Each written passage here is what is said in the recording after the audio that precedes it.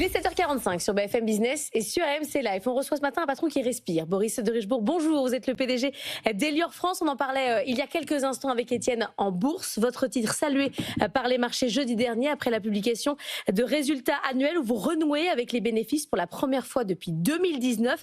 Retour à la distribution des dividendes. Les 3 années de réorganisation portent leurs fruits. Vous respirez ce matin? Bien sûr qu'on respire, Laure, évidemment, parce que déjà, d'une part, on a vu que le groupe allait mieux, mais peut-être parlons du contexte. C'est quoi Elior de Richebourg aujourd'hui multiservice? C'est un groupe familial français. C'est 2 grands domaines d'activité, aussi bien dans la restauration collective qu'aussi bien dans les services, dans le facility management, dans l'assemblage d'avions, dans l'intérim, dans les villes. On a 2 grandes missions, 2 ambitions. La première qu'on a, c'est de retrouver et de préserver le patrimoine culturel français. Ça, c'est notre mission, ça veut dire qu'on va dans les territoires, on soutient l'artisanat et on soutient le savoir-faire dans tous les territoires parce que le but, c'est toujours d'amener le meilleur pour nos clients. Toujours. Je vous rappelle 2 chiffres peut-être, c'est plus d'1 million de repas qu'on sert tous les jours en France sur 3,5 millions de repas et c'est plus de 30 millions de mètres carrés qu'on entretient avec de Richebourg Multiservice. Deuxième ambition, bien sûr, c'est nos collaborateurs. Comment on va les faire progresser? Comment on va mieux les valoriser? On n'oublie jamais que c'est eux tous les jours qui sont sur le terrain, qui innovent, qui nous créent de la valeur. Mais pour tout ça, il nous faut des champions, en fait. Il nous faut des personnes qui sont extrêmement talentueuses. Nous ont rejoints dans le groupe, et je vais vous parler de 3 personnes. Des chefs. 3 chefs, oui, qui nous ont... Alors 2, et puis un qui pourrait être associé à un chef. Déjà, Christelle Bruat, qui nous rejoint. Meilleure pâtissière du monde, il y a quelques années. Elle a deux missions, Christelle. 1, c'est de remettre le groupe beaucoup plus à niveau et de progresser, puisqu'il y a déjà un bon niveau, mais c'est de progresser sur la partie pâtisserie. Deuxième mission, on a repris, il y a quelques mois, la plus vieille chocolaterie française, Paillasson, à Lourdes, 1729. On va fêter les 300 ans dans 4 ans. Et donc, Christelle s'occupe de la chocolaterie. Deuxième chef qui nous rejoint, c'est Frédéric Simonin, meilleur ouvrier de France, resto étoilé. Je vous invite d'ailleurs à aller dans le 17e à son resto, qui est devenu le chef exécutif du groupe. Donc, il accompagne nos collaboratrices, collaborateurs. Il va aussi aller en soutenance. Il va signer des cartes. Tout ça, toujours, pour ce qu'il y a de mieux.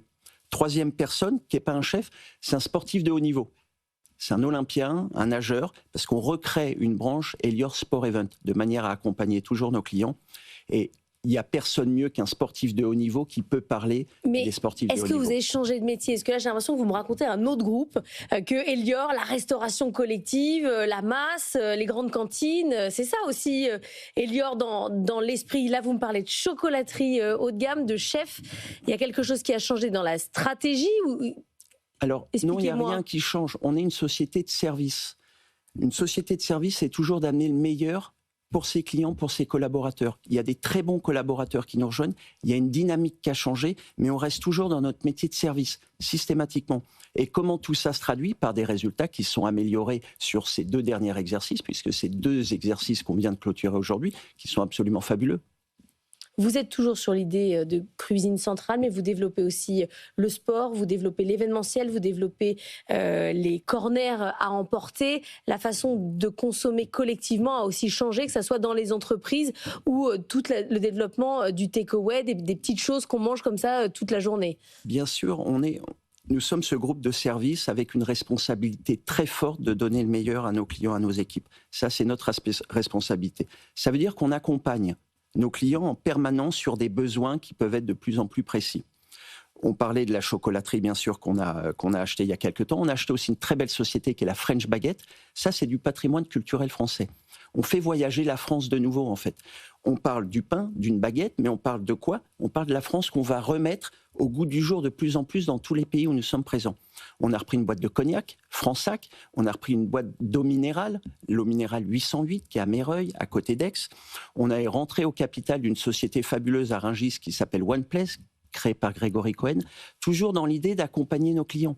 En fait, ça, c'est l'ADN du groupe. C'est l'ADN familial. On doit accompagner ses clients sur ce qu'il y a de mieux avec des très belles personnes qui redonnent beaucoup de fierté.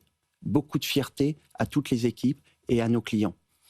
Il n'y a rien de mieux que de travailler avec les meilleurs, en fait. Vous en êtes où pour vous dans la phase de redressement? Là, évidemment, quand on redonne du dividende, c'est déjà une étape importante. Mais il faut combien d'années, selon vous, pour aller au bout du plan?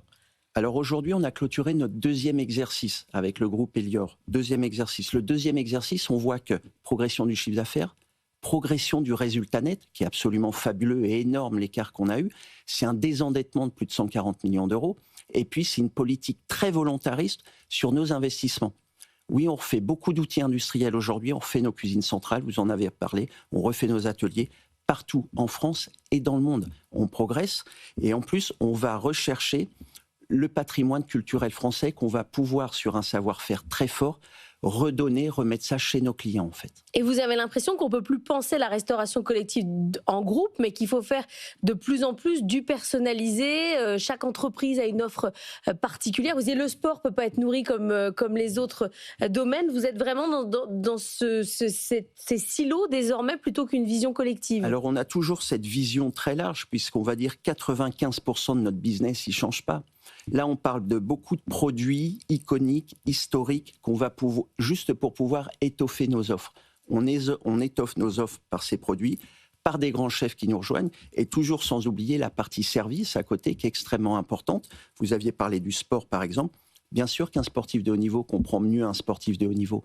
Quand on s'entraîne à 4h, 5h du matin, on sait qu'il faut prendre un gros petit déjeuner après.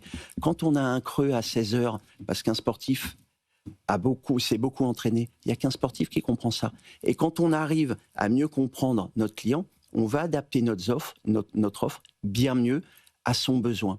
Et donc, c'est ce qu'on reduplique sur chacun de nos métiers de manière à accompagner encore mieux nos clients sans changer de métier, mais en le spécialisant beaucoup plus, en étant beaucoup plus proche de lui, de manière à l'accompagner. Est-ce que tout ça se fait avec l'intelligence artificielle ou vous avez avec de la remontée? J'imagine que vous avez de la data en masse que vous pouvez exploiter. Est-ce que vous la travaillez justement pour aller vers plus de personnalisation? Oui, elle est beaucoup travaillée. On a sorti une boutique autonome, première en Europe. Une boutique autonome, c'est quoi pour un client ST Microélectronique qui est en Isère? Ça veut dire que je suis collaborateur d'un groupe qui s'appelle ST aujourd'hui, où on travaille 24 heures sur 24, 7 jours sur 7.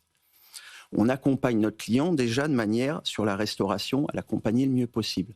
Si on veut aller plus loin, quand on est le week-end en pleine nuit, il faut qu'on puisse amener de l'innovation.